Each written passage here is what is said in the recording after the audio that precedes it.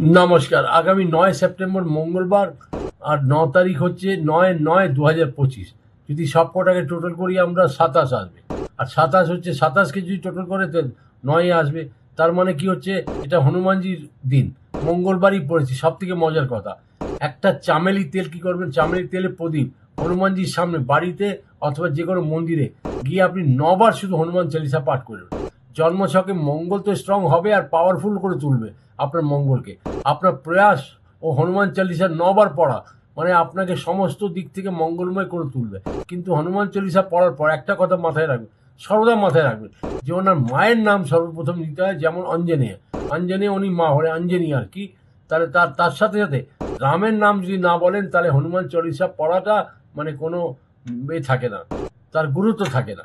তার আগেই বলবো যে রামের নাম, দেবী অঞ্জনীর নাম, আর তার সাথে যে বললাম যে হনুমান চালিসা 9 বার অবশ্যই পাঠ করবেন।